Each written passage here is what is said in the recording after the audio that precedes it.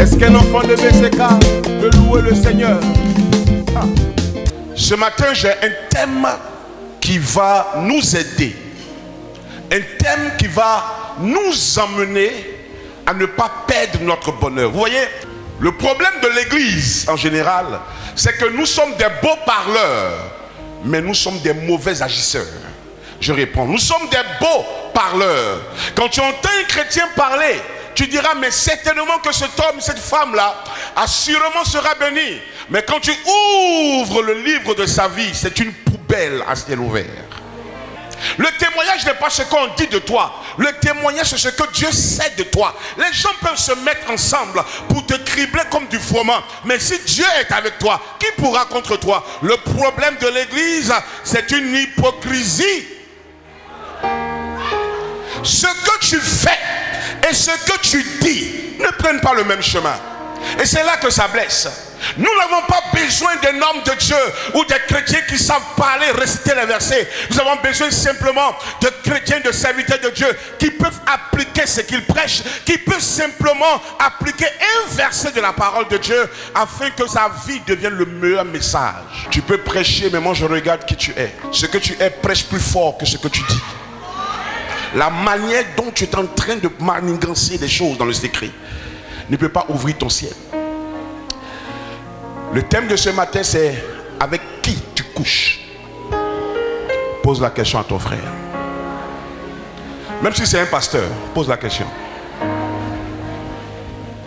Avec qui tu couches? Nous sommes habitués à des messages. Tu seras béni. Et à l'instant où nous venons, nous enfants de Dieu, pasteurs sur la chair, nous avons déjà préparé un message, pas forcément selon le Saint-Esprit, mais selon le bon vouloir de nos enfants spirituels. L'église est devenue un endroit où on prêche des choses pour faire plaisir aux gens. Mais le problème, c'est que beaucoup ne savent pas que le nombre numérique d'une église selon Dieu n'est pas lié à ton message, mais lié à l'esprit derrière le message. Lorsque tu prêches ce message et que Dieu t'a amené à prêcher ce message, Dieu s'arrangera à ce que ce message soit une bonne sémence dans le cœur des enfants de Dieu. Mais si jamais tu prêches des choses pour que l'église soit un endroit de Amen, mon ami, tu n'as rien compris.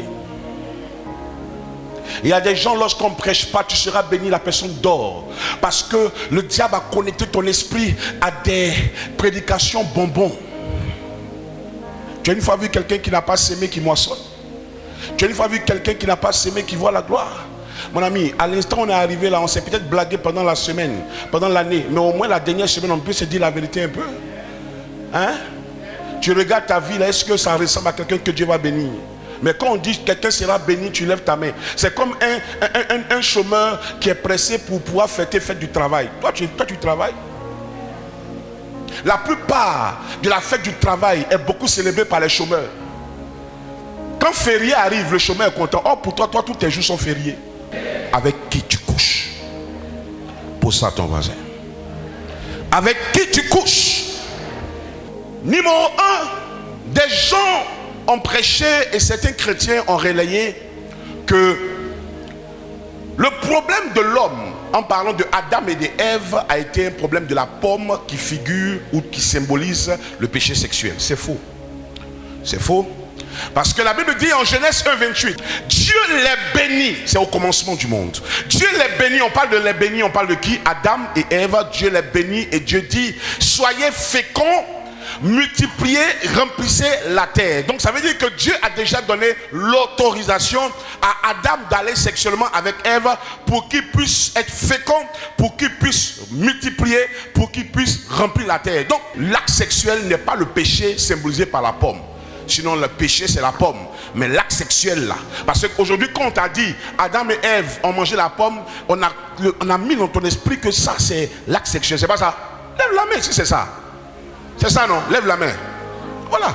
Ce n'est pas vrai parce que là, le verset là contredit ça. Il dit Dieu les bénit. Donc la première bénédiction de Dieu pour l'homme, c'est que tu ailles sexuellement avec ta femme pour que tu puisses être fécond, pour que tu puisses te multiplier et pour que tu remplisses la terre. Mais le problème, c'est que Dieu avait placé l'acte sexuel dans un contexte bien précis. Adam n'était pas le gars de Ève. Ève n'était pas la go d'Adam. Ève était la femme d'Adam. Il dit, voici l'os de mes os, la chair de ma chair. Dieu les a unis.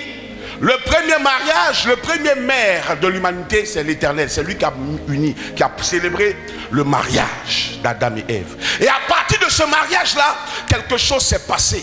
Ils ont commencé à se multiplier, à remplir la terre. Dis Amen. Dis Amen. Dis Amen. Donc on est déjà clair dessus. Le diable a compris une chose. Si la bénédiction de Dieu est liée aussi au sexe, et que le sexe est capable d'être l'une des premières gloires de l'homme, le sexe est capable de permettre à l'homme d'être fécond, de permettre à l'homme de remplir, de se multiplier, c'est que je peux utiliser le même sexe pour le détruire. Regardez ce que Dieu va dire en Genèse 2, 24. Genèse 2, chapitre 24. C'est pourquoi l'homme quittera son père et sa mère et s'attachera à sa femme et ils deviendront une même chair. L'homme quittera son père et sa mère, s'attachera, entend par là acte sexuel, et ils deviendront automatiquement, quand il y a un acte sexuel, il y a attachement, et quand il y a attachement, il y a forcément devenir une même chair. Donc le diable a compris le système du sexe. Il dit, mais si quelque chose est capable d'attacher deux personnes, est capable de faire de deux personnes une seule personne, je peux utiliser ce canal-là pour détruire des vies. Le diable a alors décidé d'utiliser le sexe pour attacher des gens, pour détruire des gens, pour éteindre des étoiles, même de certains hommes de Dieu, même de certaines servantes de Dieu, même des chrétiens les plus dégourdis dans l'église, même des enfants de Dieu qui aiment l'évangélisation. Satan, lorsque tu as tout fait et qu'il ne peut pas te battre sur le champ de bataille, il utilise le sexe. Rappelle-toi de notre grand-père. Son nom c'était Joseph. Il a été trahi. Il a vécu la trahison. Il a vécu la méchanceté des hommes. Ses propres frères l'ont vendu, mais il s'est relevé de ça. Ses propres frères l'ont vendu en esclave. Il s'est relevé de ça. On s'est levé contre lui chez Potiphar. Il s'est levé de ça. La dernière action que le diable a emmenée vers lui était la femme de Potiphar. La femme de Potiphar était la dernière étape. Lorsqu'il a vaincu la femme de Potiphar qui voulait coucher sexuellement avec lui, Joseph a pris le chemin de sa destinée. Quand le diable a tout fait contre toi en une année et qu'il n'a pas pu te vaincre et qu'il a essayé de te rendre lourd, mais tu as toujours réussi à prier, la dernière cartouche de son pistolet, c'est le sexe. Avec qui tu couches. C'est le thème de ce matin. Je lis la parole de Dieu avec respect. 1 Corinthiens 6, verset 16. Loin de là, ne savez-vous pas que celui qui s'attache à la prostituée est un seul corps avec elle? Car, est-il dit, les deux deviendront une seule chair. Reprends. Loin de là, ne savez-vous pas que celui qui s'attache à la prostituée, celui qui s'attache à la prostituée, dit attache, dit prostituée, est un seul corps avec elle. Devient un seul corps avec elle. Car est-il dit, les deux deviendront une seule chair. Les deux deviendront une seule chair. Proverbe 5, versets 8 à 9. Éloigne-toi du chemin qui conduit chez elle et ne t'approche pas de la porte de sa maison, de peur que tu ne livres ta vigueur à d'autres et tes années à un homme cruel. Parole du Seigneur. Merci. Acclame la parole de Dieu. Ce matin, je répète, nous prêchons sur le thème avec qui tu couches. Aujourd'hui, le sexe est l'arme silencieuse de Satan et l'arme silencieuse que le diable utilise. Même quand tu arrives à te marier, même quand une femme arrive à se marier, même quand un homme arrive à se marier, le diable travaille dans ton esprit et t'emmène à tromper ta femme, à tromper ton mari et aller faire ce qu'on appelle des alliances que tu ne maîtrises pas. Aujourd'hui, vous allez voir qu'il y a des foyers qui ont des problèmes, mais qui ne pourront jamais s'entendre parce que l'homme a caché à sa femme qu'il l'a trompé et la femme a caché à l'homme qu'elle l'a trompé, et chacun ne sachant pas qu'ils sont allés chercher une alliance diabolique et l'a installée comme un autel dans le foyer. Aussi longtemps que tu n'as pas encore compris ces vérités bibliques et que tu n'as pas commencé à prier, tu ne pourras pas voir la gloire de Dieu. Il y a quelqu'un peut-être avec qui ça marche actuellement, mais le diable t'élève afin que le jour où tu te laisses tomber, il soit sûr que personne ne pourra rien faire pour toi. La plupart du temps, le péché nous fait croire que nous sommes en train d'être élevés. Le péché veut nous faire croire que nous sommes en train d'aller dans les hauteurs, mais aucun péché n'élève vraiment. Le péché t'emmène loin de Dieu, tellement loin que personne ne peut t'aider et te sauver. Je voudrais te dire, et tu le sais, parmi nous ici, il y a des personnes qui disent, moi je ne suis pas une prostituée. Mais c'est qui la prostituée? Le nom était tellement donné qu'on ne le veut pas, sali qu'on ne le veut pas. Mais est-ce que nos comportements ne sont pas des comportements de prostituée? La prostituée, ce n'est pas seulement celle qui porte des mini, ce n'est pas celle qui porte des hauts talons, mais c'est celle-là qui ne sait pas rester dans un seul endroit. Tu vas à gauche, tu vas à droite, tu vas au milieu, tu vas derrière et tu vas devant. Tu as 6 personnes avec qui tu couches, même si jamais tu parles bien, même si jamais tu articules, même si jamais tu as de la classe. Madame, tu es une prostituée. Oui. Et ça ne change pas. On a comme l'impression que le fait que je viens à l'église, le fait que j'appartiens à une église vivante, je suis la fille, le fils de Bishop César Cassier, j'appartiens à Dévention Laurent, ça c'est rien du tout. Le diable, à part ta prière à Dévention Laurent, à part ton appréciation du bishop, à part le fait que tu sois infidèle ou un membre de l'église, il veut regarder, quand tu n'es pas à l'église, quelle est la vie que tu vis? Ton dossier, il y a quoi dedans? Il y a quoi dans ton dossier? Vous savez, il est facile d'accuser une église. Il est facile de dire à quelqu'un, oh oui, moi je prie ici, mais je ne comprends pas pourquoi ma vie n'avance pas. Déblayons le dossier, ouvrons le dossier. Regardons dans le dossier, quel genre de vie tu vis. Tu penses que ceux qui ont réussi aujourd'hui ont réussi parce qu'ils priaient simplement? C'est après la prière qu'on voit ta vraie prière. La prière n'est pas ce que tu dis, mais c'est lorsque tu commences à manifester les écritures écrites dans la parole de Dieu. Aujourd'hui, beaucoup vont à l'église, mais combien qui respectent Dieu? Vous pensez que l'élévation c'est facile? Voir quelqu'un dans une belle voiture selon Dieu, c'est facile? Vous pensez qu'arriver au sommet c'est facile? Dieu pèse le cœur de chacun. Ton pasteur peut t'aimer, mais est-ce que Dieu t'aime? Le fait de te coller à quelqu'un qui a réussi ne veut pas réussir. Dieu va te peser. Le fait que Abraham soit un ami du Seigneur n'a pas empêché à Abraham de tester Isaac. C'est pourquoi lorsque Dieu parle, il dit, je suis le Dieu d'Abraham, je suis le Dieu d'Isaac, le Dieu de Jacob. Donc c'est pour dire que j'ai eu une approche avec chacun d'entre eux, et chacun d'entre eux a mérité d'être mon fils. L'Éternel est mon berger, je ne manquerai de rien. Est-ce qu'il y a une approche entre toi et Dieu? Avec qui tu couches? On te parfume à l'église, mais quand tu sors, tu as déjà toi tes trucs. Tu as déjà toi tes circuits.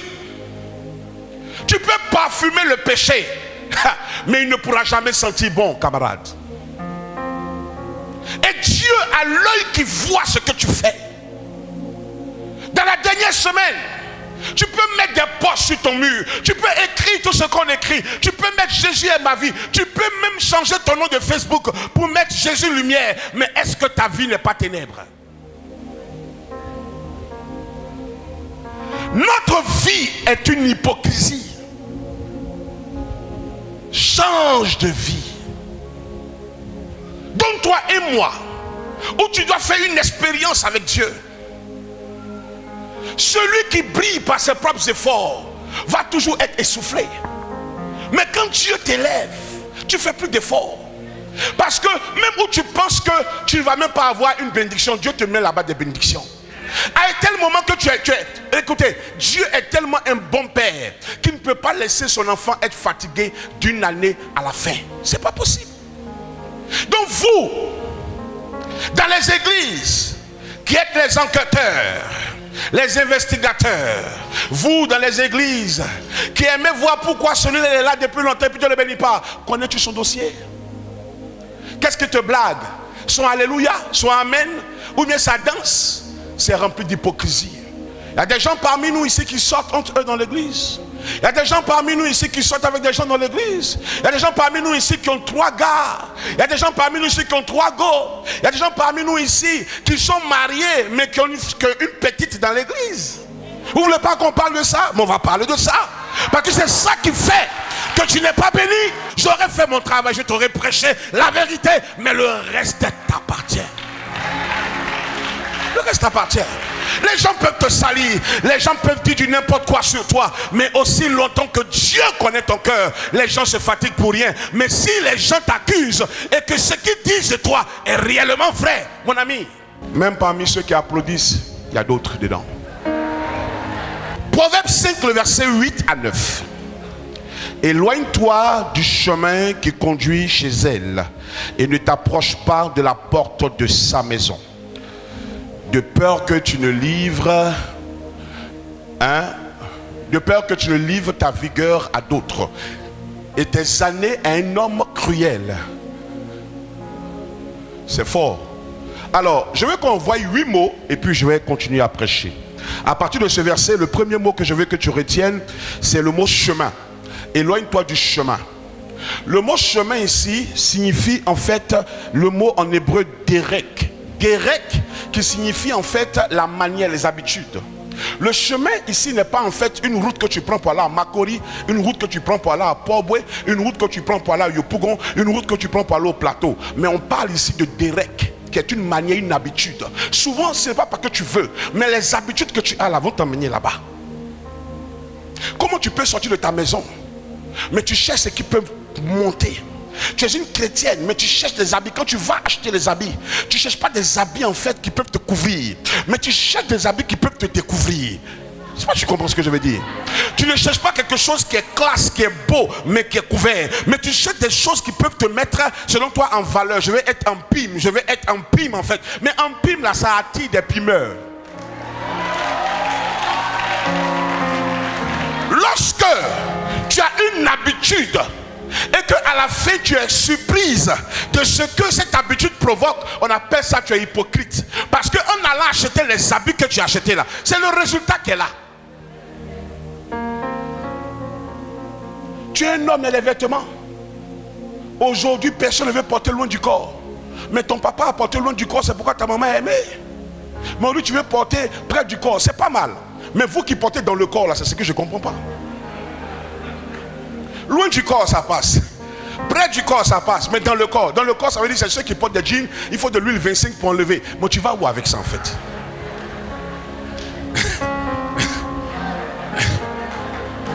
Il y a des gens pour se déshabiller, ils ont besoin d'un peu d'huile. Hein? Et il faut les voir. Moi, quand je passe à un endroit où même, ma soeur, tu as un esprit des eaux.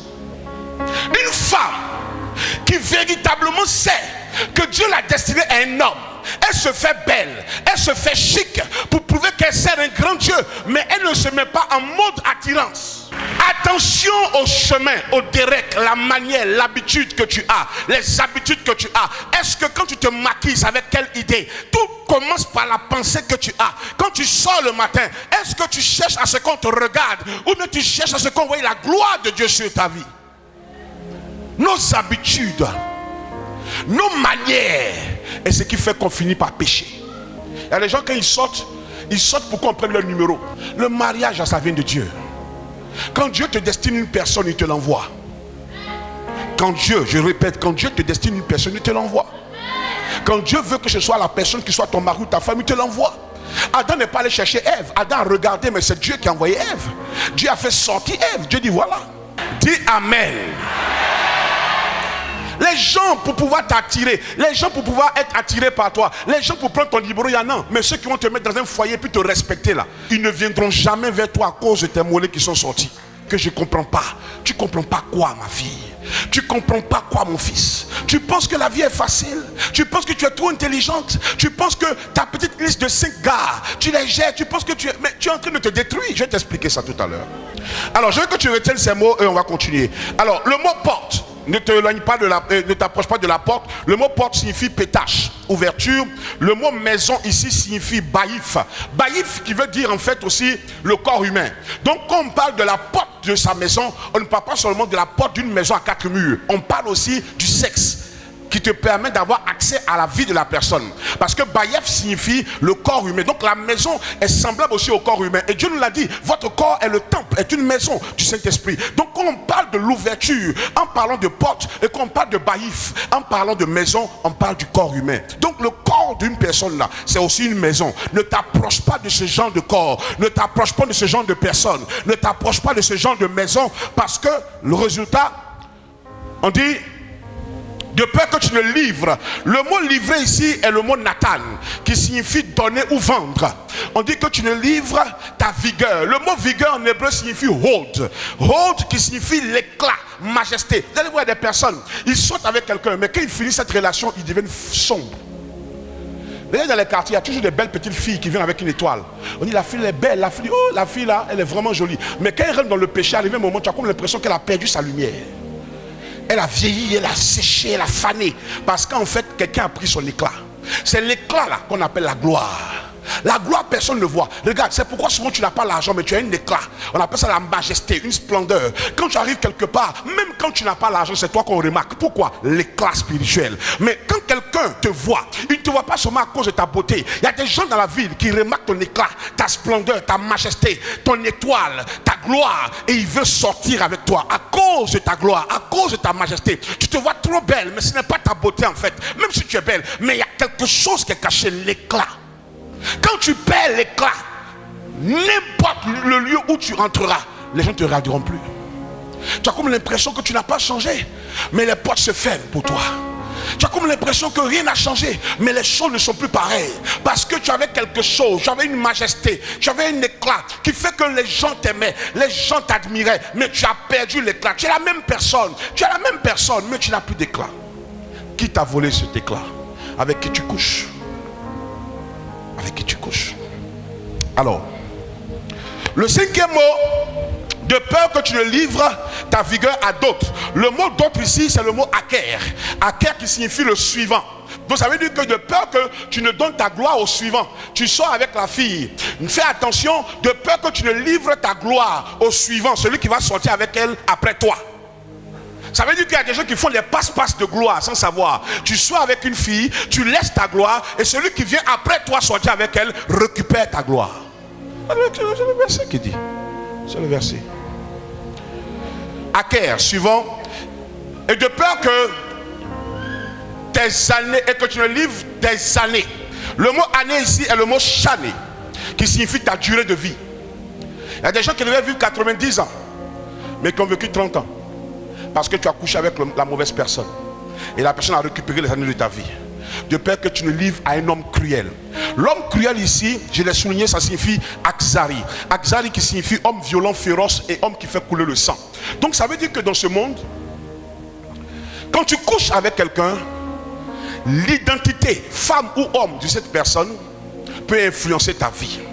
Il y a des gens qui ont couché avec des gens et leur vie ne s'est plus jamais retrouvée. Je sais de quoi je te parle. Il y a des gens qui ont couché avec des gens et leur étoile leur a été volée. Et moi je vais aller plus loin. Faites attention dans les églises aux hommes de Dieu qui courtisent des filles. Parce que en vérité, je vous dis, ne regardez pas le père spirituel de l'église pour penser que comme mon père honore ma mère, donc tous les pasteurs de l'église sont des hommes de Dieu pieux. Je te dis non. Aujourd'hui il y a des hommes de Dieu dehors qui prêchent la parole. D'autres sont alliés à la sirène des eaux pour avoir des pouvoirs. Et ils ont besoin d'énergie au niveau du sexe pour galvaniser le niveau du don, le niveau de la puissance. Donc le fait que toi tu te vois trop belle et que tu penses que cet homme de Dieu il est connu et que je couche avec lui, je suis une star, tu ne sais pas que tu viens de donner ce qu'on appelle ton énergie spirituelle pour que lui il reste toujours ce qu'il a été. Parce que ce qu'il a été, ce n'est pas Dieu qui le lui a donné. Il est en pacte avec la sirène des eaux, il faut qu'il se maintienne. Et la sirène et le diable, ce qui est bon chez le diable, c'est qu'il te dit le code de votre alliance. Si ça te choque, c'est fait pour te choquer, conçu pour te choquer. On ne peut pas terminer une année dans l'hypocrisie où tu rentres C'est Dieu qui bénit. Ton pasteur peut voir tout ce que tu veux, mais est-ce qu'en vérité tu es vrai à l'intérieur de toi? Oui. Parce que les gens qui n'aiment pas changer, quand ils viennent à l'église, ils veulent que tu prêches ce qu'eux ils veulent. Ici, on ne prêche pas ce que tu veux. Ici, on ne prêche pas ce que tu veux. Ici, on prêche ce que le maître te demande de prêcher. Et souvent, c'est 1 heure avant. Il me dit, voilà ce que tu vas prêcher, voilà le thème, voilà le verset, voilà ton endroit. Tu diras ça. Et quand tu parles selon Dieu, tu n'as pas de problème. Le problème avec toi ce matin, Dieu ne te blâme pas, il ne vient pas te condamner, mais ne comprend pas pourquoi depuis tu n'arrêtes pas ce que tu fais. Tu sais que ça ne t'arrange pas. Tu sais que ça te détruit. Tu sais que rien ne marche. Tu sais que toi-même tu es oppressé. Quand tu t'assois, tu sais que ce n'est pas ça. Mais tu continues. Pourquoi? Tu vas livrer ta vie aux gens. Coucher avec quelqu'un. Chaque personne a une alliance de famille. Il y a des familles où on ne se marie pas. Tu couches avec la personne avant le temps. Tu prends un esprit de célibat et tu ne comprends pas où tu l'as pris. Il y a des personnes qui ne comprennent pas. Tu peux prendre une maladie à travers le sexe. On parle de MST, maladie sexuellement transmissible. Mais il y a des DST, démons sexuellement transmissibles. Lorsque tu couches avec quelqu'un, il y a ce qu'on appelle des échanges d'esprit. Nous sommes dans la saison où des gens vont faire des propositions à des gens, de l'argent à des gens. Et tu penses que tu es trop intelligente. Tu me parles au monsieur, tu donnes de l'argent. Tu parles, tu donnes de l'argent. Tu dis, oh, moi-même, je l'ai mis, je l'ai dribblé. Le monsieur te donne de l'argent, mais il sait ce que l'argent te donne là. Comment ça se multiplie chez lui? Il y a des gens ici, vous faites la force de quelqu'un. Lorsque ses affaires diminuent, il couche avec vous et après ça s'élève. Mais quand lui, ses affaires s'élèvent, vous, votre gloire diminue, vos années diminuent. Il y a des gens qui ne comprennent pas. Ils meurent subitement parce qu'ils ont donné leur vie aux gens. Je vais te parler ce matin, te dire qu'il a encore temps de changer de vie. Il n'y a rien de tel que lorsque tu vis une vie claire devant Dieu. Lorsque quand tu es assis, tu sais que Dieu, même s'il revenait aujourd'hui, tu n'as plus rien. Parce que tu as tout donné pour lui. Quel est ce genre d'enfant de Dieu? Nous sommes assis là. Nous discutons lorsqu'il s'agit de la parole de Dieu. Mais nous ne voulons pas laisser le monde. C'est pourquoi souvent quand les gens me disent le combat spirituel ce n'est pas un message d'actualité, Dieu a tout payé à la croix pour nous les enfants de Dieu, il faut t'enlever dedans. Parce que le problème c'est que si les enfants de Dieu qu'on étaient des vrais enfants de Dieu, je pense qu'aujourd'hui Satan allait partir en vacances. Mais pourquoi Satan toujours du travail? Et pourquoi ce qu'il fait réussir? Parce qu'on est rempli dans nos églises, mais on n'est pas encore enfant de Dieu. On est en train de chercher à devenir, mais on n'est pas encore enfant de Dieu. Nos vies sont sales. Je vous dis, et vous le savez, tu es dans l'église, tu viens chercher. Il y a des gens qui viennent à l'église. Et vous qui dites que non, je viens à l'église pour chercher un mari, mon ami. Judas était dans le groupe de Jésus. Ce que tu vas tomber ici. Tu es tombé sur Matthieu, c'est bien. Vous ne voulez pas dans les églises vous doter. Vous ne voulez pas vous marier. Vous ne voulez pas de ça. Vous voulez être les personnes qui sont les plus stylées. Les personnes qui viennent et puis qui sortent avec tout le monde. Et vous pensez que personne ne vous voit. La Bible dit il arrivera un temps où celui qui vole continue de voler. Celui qui pêche continue de pêcher. Chacun va répondre devant le trône de Dieu. Mais que personne ne fasse semblant de dire je suis dans l'église de Dieu et je ne vois rien. Tu ne peux rien voir parce que ce n'est pas l'église qui sauve. C'est ton comportement. Waouh! Shalom à toutes et à tous. Vous avez aimé cet enseignement et vous désirez nous rejoindre. Vous pouvez appeler dès maintenant au numéro qui s'affiche au bas de l'écran. Vous êtes à Abidjan et vous désirez participer à nos différents cultes de gloire. Très bonne nouvelle pour vous. Nous avons des navettes à votre disposition de façon gratuite. Il vous suffit simplement d'appeler le numéro qui s'affiche au bas de l'écran. N'oubliez jamais, BCK, plus qu'une église, nous sommes une famille. À très bientôt. Que Dieu vous bénisse.